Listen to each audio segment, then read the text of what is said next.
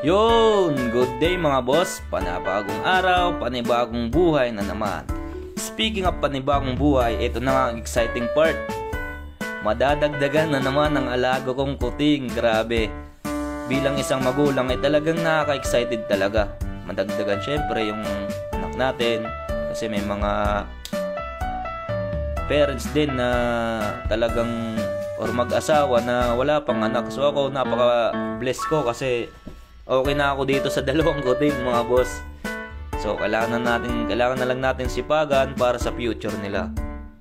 So akala nga namin mga boss, magpapa-check up lang siya. Yung pala, yun na. Kaya nag-commute lang kami dyan, no? Dalawa kami wala kaming kadala-dalang gamit or what. Record lang. Kasi akala namin magpapa-check up lang siya. So dyan ay talagang ganda naman. Ayan po yung asawa ko. Ganda niya po, no? Pero tignan natin mamaya kung maganda pa rin siya pag nag-labor na. So dito lang po yan yung sabi ko, saan ka ba mga anak? Hospital or lying in? Sabi niya lying in lang daw kasi mas comfortable daw siya. So ako lang naman ay suporta lang. Kung saan niya gusto ay sige, ikaw bahala.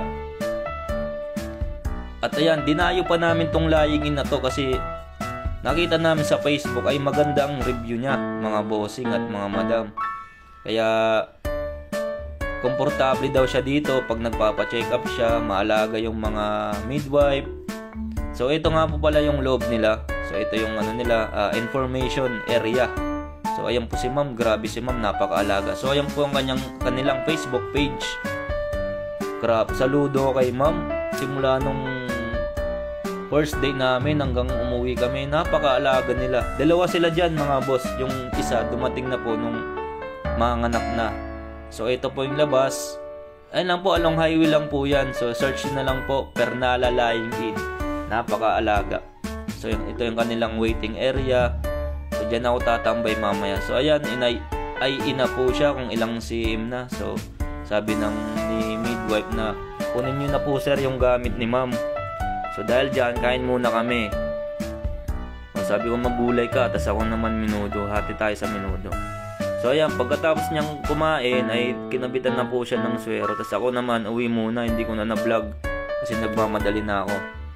So ayan, pagbalik ko dyan galing bahay ay sabi ko maglakad-lakad ka muna para medyo yung mo, hindi ka mahirapan mamaya. So lakad-lakad ka muna. Talagang nakita ko sa mukha niya ay nag-iiba na.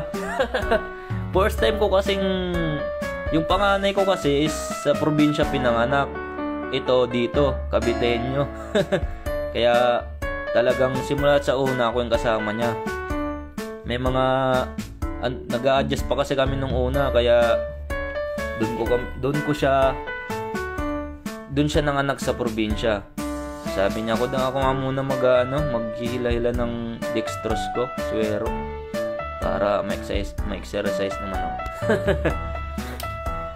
Po, medyo nag-iiba na yung mukha niya, oh. Kitang-kita, oh, medyo sumasakit-sakit na yung tiyan niya. So hindi biro mga boss, ha.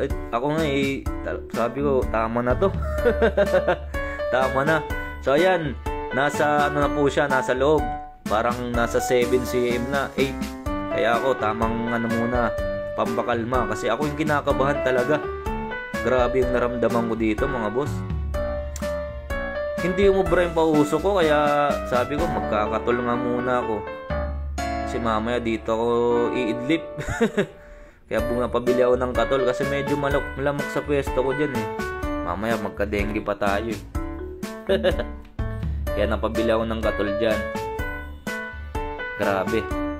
Grabe yung kaba ko mga boss. So nga pala mga boss, dapat may PhilHealth kayo ha. Kasi kung wala kayong PhilHealth ay medyo malalaki ang kayo sa gastos. Katulad sa amin yung asawa ko kasi wala pang work, kaya tsaka hindi pa kami kasal, kaya hopefully next year makasal kami para maano ko siya ng mga benefits.